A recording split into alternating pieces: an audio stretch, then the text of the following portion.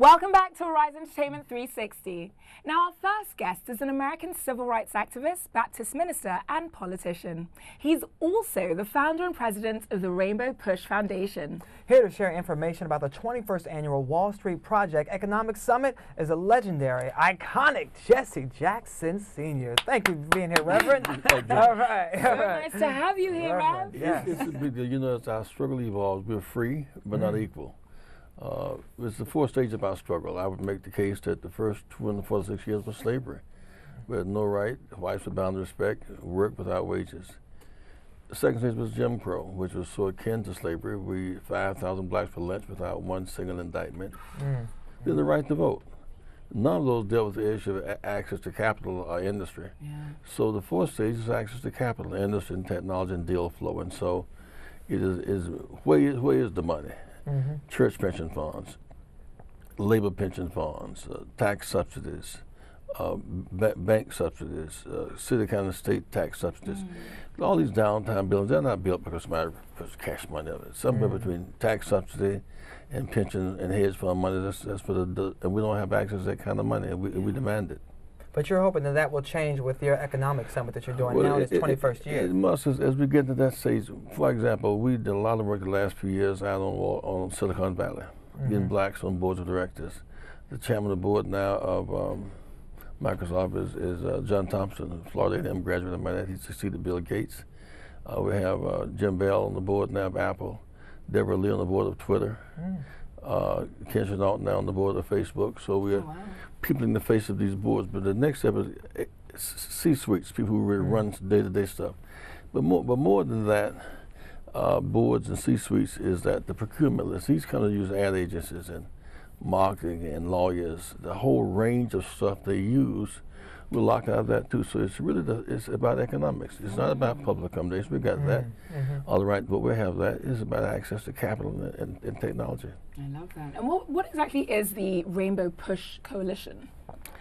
A multiracial coalition demanding a reciprocal trade. When you look at you're going to you fly an airplane into New York or Chicago or LA, you'll see a single building built by African Americans.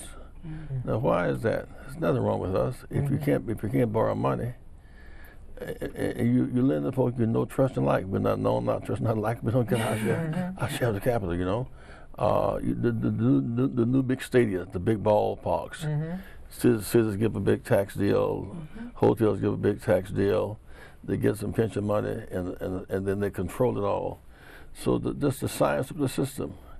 And now we're in a stage where Trump brags about more blacks are working than ever before. Fact is, that's a Barack trajectory.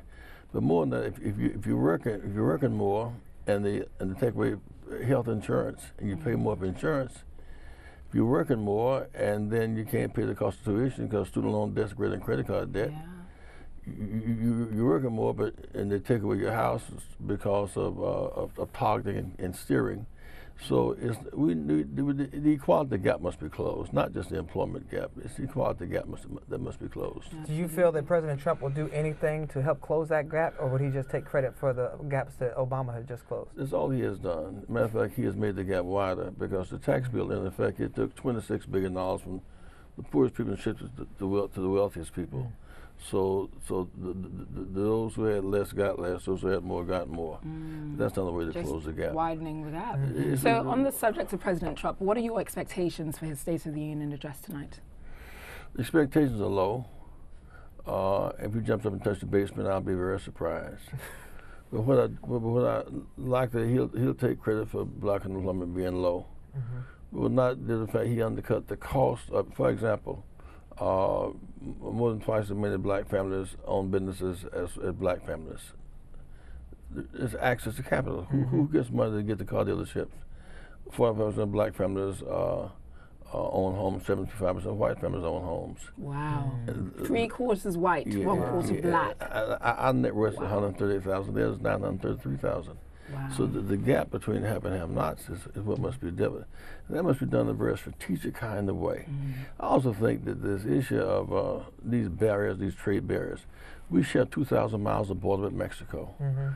Number 3 trading partner behind China and Japan is Mexico. So if we stop trading them, they stop trading us, we lose. For example, we should be working with their government to work at a plan to reduce the number of illegal immigrants. But the more you create trade and jobs, people like to see them in the first place. You cannot lock folk out because they're Muslim. And the courts have struck that down, but the country's in such tension over locking out Muslims and locking out refugees and equating Nazis and KKK with the civil rights demonstrators. We've never seen such hostility before coming from the White House. And yet our spirit is so resilient. You know, in spite of all of the Trump tweets and all of his stuff, we still won the race in New Jersey, got a black lieutenant governor now. We still won the race in Virginia, we got a black lieutenant governor now. We still won the race in Alabama. One of every 3 votes was African American. So I expect in 2018, no matter what Trump says, no matter what he does, we're going to take the House and Senate back this year because we have the votes and we're going to fight for it. Hey. I like that. We're going to fight for it. Love that. And we want to talk to you a little bit more, so don't go anywhere. We want to continue this conversation when we come back after the break, all right? Indeed. Okay, we'll be right back.